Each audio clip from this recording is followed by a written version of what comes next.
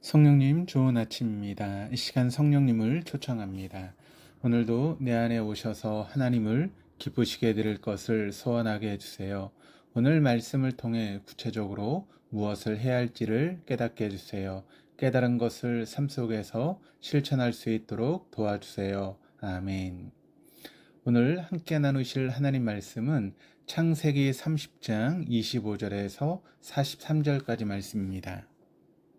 라헬이 요셉을 낳았을 때 야곱이 라반에게 이르되 나를 보내어 내 고향 나의 땅으로 가게 하시되 내가 외삼촌에게서 일하고 얻은 처자를 내게 주시어 나로 가게 하소서.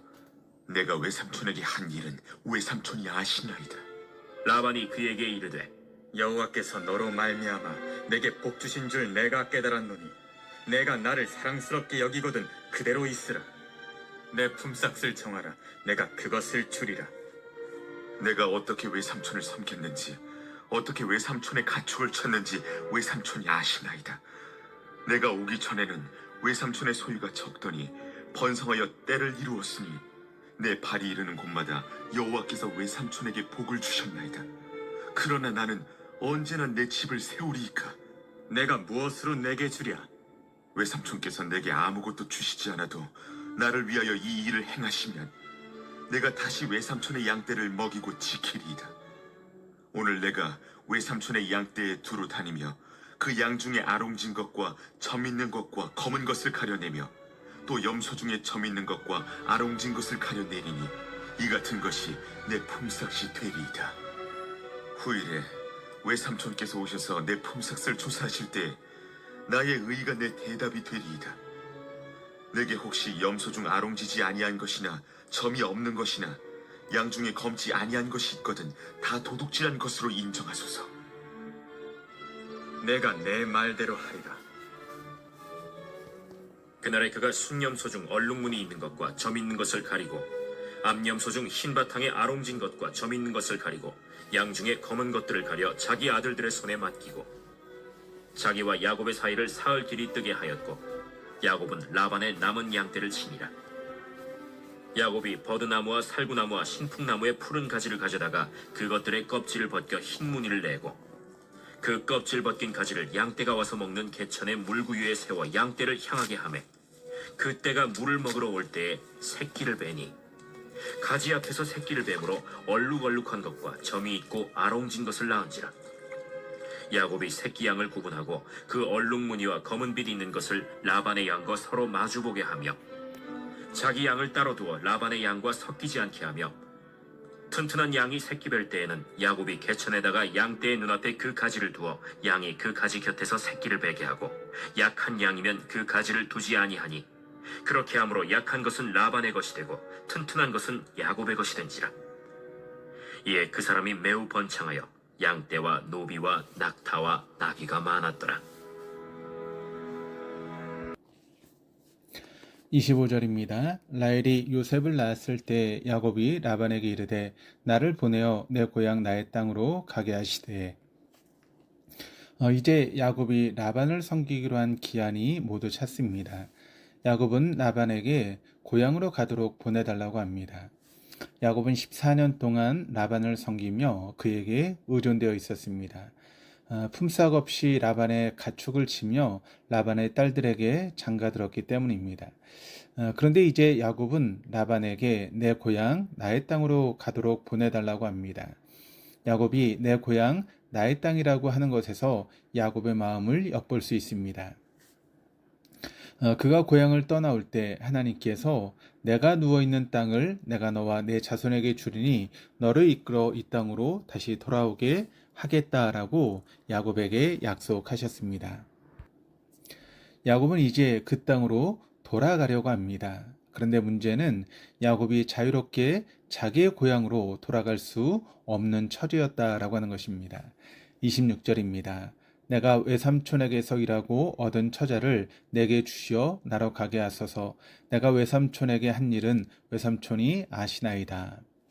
야곱은 라반을 섬겨 그 대가로 레아와 라헬을 얻었지만 아직 원 소유주인 라반으로부터 완전히 독립을 해야만 했습니다. 야곱은 자신이 얼마나 계약을 성실하게 이행했는지 누구보다 라반이 잘 안다라고 말합니다. 야곱은 라반이 자신을 속였음에도 끝까지 라반을 섬겼습니다. 야곱은 간사한 사람으로 평가되지만 그는 라반을 섬길 때 간사함 없이 진정으로 그를 섬겼습니다. 내가 외삼촌에게 한 일은 외삼촌이 아시나이다 라고 하는 말은 다른 사람은 몰라도 당신만은 알고 있지 않습니까? 라고 하는 의미입니다. 야곱이 오기 전과 온 후로 라반의 재산에는 변화가 있었으며 그것에 대해 라반도 부인할 수 없었을 것입니다. 라반 또한 그 사실에 대해서 이렇게 진술합니다. 27절입니다. 라반이 그에게 이르되 여호와께서 너로 말미암아 내게 복 주신 줄을 내가 깨달았노니 내가 나를 사랑스럽게 여기거든 그대로 있으라. 라반이 이르기를 여호와께서 너로 말미암아 내게 복을 주신 줄을 내가 깨달았다라고 합니다. 우상을 섬기는 라반이 이렇게 말할 수 있는 이유는 야곱이 여호와를 섬기는 사람이라고 하는 것을 알았기 때문인 것입니다. 라반이 깨달았다라고 할 때 깨닫는다라고 하는 말의 원어는 점을 쳐서 알게 됐다라고 하는 그런 뜻도 있지만 경험이나 관찰을 통해 알게 된다라고 하는 의미도 있습니다. 실제로 야곱으로 인해 라반의 소유가 많아졌기 때문에 라반은 눈에 보이는 그 사실을 부인할 수 없었습니다. 그 사실을 이용해 야곱에게 마치 자신이 약자로서 자비를 구하는 듯이 야곱의 선량한 양심을 이용하려고 들고 있습니다. 31절입니다. 라반이 이르되 내가 무엇으로 내게 주랴? 야곱이 이르되 외삼촌께서 내게 아무것도 주시지 않아도 나를 위하여 이 일을 행하시면 내가 다시 외삼촌의 양떼를 먹이고 지키리이다. 라반은 자신의 이익을 위해서 쉽게 말을 바꾸고 꾀를 내는 사람이었습니다. 야곱에게 품삯을 정하라고 하는 말이 옳은 말로 들릴지 모르지만 라반은 야곱을 품꾼 중에 한 명으로 취급하고 있는 것입니다.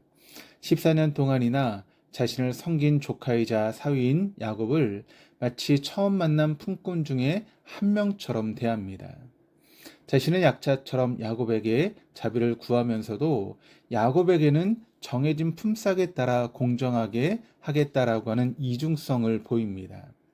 이 말에는 정당한 품삯 외에는 한 푼도 너에게 줄 수 없다라고 하는 야비한 속셈이 들어 있는 것입니다. 만약 라반이 제안하는 것처럼 노동자의 품삯을 받게 되면 대가족을 이끌고 돌아가는 것이 현실적으로 어렵게 됩니다. 야곱이 마주한 현실은 라반이라고 하는 간사한 인물로 인해서 더욱 험난했고 마치 자신의 뿌려놓은 덫에 빠져든 것처럼 좌절스러운 상황이 되었던 것입니다. 지금의 치열한 경쟁과 팍팍한 현실을 살아가는 우리에게 야곱은 가장 현실적인 인물일 것입니다. 평생 일하고 돈을 모아도 가족이 살 수 있는 집 한 채 마련할 수 없는 현실에서 우리 그리스도인들도 야곱처럼 현실을 어떻게든 헤쳐나가며 또 신앙 또한 붙들어야 하기 때문입니다. 이때 우리는 야곱이 어떻게 현실을 쫓아갔으며 그런 야곱을 하나님께서 어떻게 인도하셨는지를 볼 수 있습니다. 32절에서 33절입니다. 오늘 내가 외삼촌의 양떼를 두루 다니며 그 양 중에 아롱진 것과 점 있는 것과 검은 것을 가려내며 또 염소 중에 점 있는 것과 아롱진 것을 가려내리니 이 같은 것이 내 품삯이 되리이다. 후일에 외삼촌께서 오셔서 내 품삯을 조사하실 때에 나의 의가 내 대답이 되리이다. 내게 혹시 염소 중 아롱지지 아니한 것이나 점이 없는 것이나 양 중에 검지 아니하는 것이 있거든 다 도둑질한 것으로 인정하소서. 야곱은 라반에게 고향으로 돌아가게 해달라고 하는 말을 하기까지 수많은 계산과 묘안을 생각했을 것입니다. 그런 야곱에게 묘안이 있었습니다. 야곱은 라반에게 나에게 아무것도 주지 않아도 된다라고 합니다. 대신 야곱은 자신에게 절대적으로 불리한 조건을 제시해서 라반을 안심시켜 그가 제사하는 계약을 수락하도록 했습니다. 야곱은 라반의 양과 염소 중에 아롱지고 점 있는 것을 품삯으로 받겠다라고 합니다. 야곱이 말한 종류의 양과 염소는 정상적이지 않은 것들입니다. 점이 있거나 아롱진 것은 변종이거나 열성이기 때문에 개체수가 적습니다. 만약 아롱지고 점 있는 양과 염소의 값어치가 일반적인 품삯보다 많았다면 아마 계약은 성사되지 않았을 것입니다. 라반이 보기에도 이 계약은 다른 방법보다 자기에게 더 유리하다고 판단했을 것입니다. 그러나 야곱은 라반보다 더 큰 그림을 그리고 있었습니다. 그는 고향으로 돌아가기 위해 할 수 있는 자신의 모든 꾀를 쓰고 있는 것입니다. 야곱도 라반 못지않게 간사한 사람이라 할 수 있고 또한 그가 여호와를 얼마나 신뢰했는지도 드러나지 않습니다. 다만 그가 보여주는 것은 그저 처한 현실 속에서 여호와께서 언약하신 땅을 삶의 지향점으로 삼고 있다라고 하는 것입니다. 땅을 쥐어서 민족을 이루고 그와 그 자손으로 모든 민족이 복을 얻게 하시겠다라고 하는 여호와의 언약이 있는 그 땅으로 가기를 원하고 있다는 것입니다. 자기 때에 이루어지지 않더라도 자기의 신이 곳에 장사되기까지 그는 그 언약의 땅을 바랐습니다. 우리의 삶은 어디를 향하고 무엇을 지향하고 살아가고 있습니까? 하나님께서 이런 야곱을 어떻게 평가하시고 어떻게 인도하셨는지 다음 문단에 나타나 있습니다. 34절에서 36절입니다. 라반이 이르되 내가 내 말대로 하리라 하고 그날에 그가 순염소 중 얼룩무늬 있는 것과 점 있는 것을 가리고 암염소 중 흰 바탕에 아롱진 것과 점 있는 것을 가리고 또 양 중에 검은 것들을 가려 자기 아들들의 손에 맡기고 자기와 야곱의 사이를 사흘 길을 뜨게 하였고 야곱은 라반의 남은 양떼를 치니라. 라반은 야곱에게 주기로 했던 얼룩무늬가 있고 점 있는 것들을 가려내서 자기 아들들에게 가져가 버렸습니다. 실제로 라반은 야곱에게 조금의 재산도 줄 마음이 없었던 것입니다. 라반은 자신의 이익을 위해 야곱의 인생이 어떻게 되든 상관하지 않는 야비한 모습까지 보입니다. 그는 눈앞의 이익에 눈이 먼 사람처럼 보입니다. 야곱이 고향으로 돌아가기 위해서 계략을 짰다면 라반은 눈앞의 이익을 위해서 수단과 방법을 다 동원하고 있습니다. 야곱도 라반에 뒤치지 않을 만큼 그런 사람이었음에 분명합니다. 야곱은 이 와중에도 포기하지 않고 자신의 꾀와 방법으로 노력을 멈추지 않습니다. 37절에서 39절입니다. 야곱이 버드나무와 살구나무와 신풍나무의 푸른 가지를 가져다가 그것들의 껍질을 벗겨 흰 무늬를 내고 그 껍질 벗긴 가지를 양떼가 와서 먹는 개천의 물 구유에 세워 양떼를 향하게 하매 그 떼가 물을 먹으러 올 때 새끼를 베니 가지 앞에 새끼를 뱀으로 얼룩얼룩한 것과 점 있고 아롱진 것을 낳은지라. 마치 야곱의 계략이 통하고 있는 것처럼 보일 수 있습니다. 그러나 야곱이 쓰는 방법이 효과가 있었던 것이 아님을 31장 12절에서 말씀합니다. 야곱이 만들어 놓은 나뭇가지 때문에 얼룩지고 점 있는 새끼가 낳은 것이 아니라 실제 얼룩지고 점 있는 수컷이 교배해서 새끼를 낳은 것입니다. 6년 동안 야곱은 같은 방법을 계속 썼고 심지어는 더 튼튼한 것을 가지려고 다른 방법까지 동원하고 있습니다. 마지막 43절입니다. 이에 그 사람이 매우 번창하여 양떼와 노비와 낙타와 나귀가 많았더라.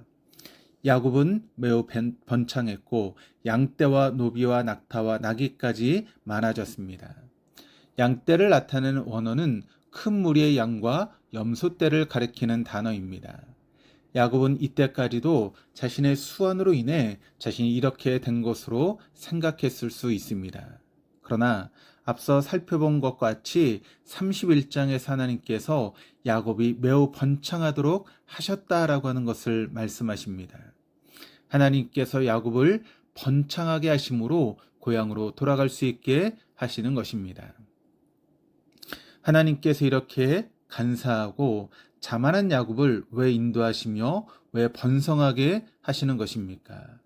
그에게 그럴 만한 의로움은 없어 보입니다. 중요한 것은 하나님께서 야곱을 인도하시고 야곱은 그 하나님을 따르려고 하고 있다는 것입니다. 야곱의 삶의 지향점은 그가 처한 험악한 현실 속에서도 여호와께서 언약하신 그 땅으로 돌아가는 것이었습니다. 그와 반대로 라반은 삶의 지향점이 자신의 이익을 추구하는 것이었습니다. 겉모습은 같아 보이지만 두 사람의 지향점이 다르다라고 하는 것입니다. 우리에게는 예수 그리스도께서 살과 피로 새롭게 하신 언약이 있습니다. 예수 그리스도께서 그의 피로 값을 치르고 우리가 돌아올 수 있도록 하나님의 나라를 언약하셨습니다. 그것은 아브라함과 이삭과 야곱에게 언약하신 가나안 땅이 가리키는 본향입니다. 하나님께 주신 말씀은 그런 삶을 지향하고 살아가는 사람들의 발의 등불입니다. 주님의 말씀을 묵상하고 이 현실 속에서 부르짖으며 눈을 들어 그 본향을 바라보며 사는 오늘 하루 될 수 있도록 축복하여 주시옵소서. 기도하시겠습니다. 하나님 아버지 감사합니다. 야곱이 하란에 온 지 14년이 되었을 때 다시 스스로 고향으로 돌아가려고 꾀를 내었지만 하나님께서 그에게 은혜를 주셔서 번창하게 하고 고향으로 돌아갈 준비가 되게 하셨습니다. 간사하다고 평가되는 야곱이지만 그의 삶의 지향점은 하나님께서 언약하신 땅으로 돌아가는 것이었습니다. 우리의 인생이 계획대로 이루어지지 않고 현실을 헤쳐나가기 버거 때로는 막막하기도 할 때가 있지만 우리의 삶의 지향점을 잃지 않고 그것을 향해 가는 삶이 되도록 인도하여 주시옵소서. 하나님께서 약속하신 그 나라에 예수 그리스도의 십자가를 힘입어 들어가는 그 날까지 곳에 소망을 두며 살아가는 은혜를 베풀어 주시옵소서. 감사드리며 예수 그리스도 이름으로 기도드립니다. 아멘.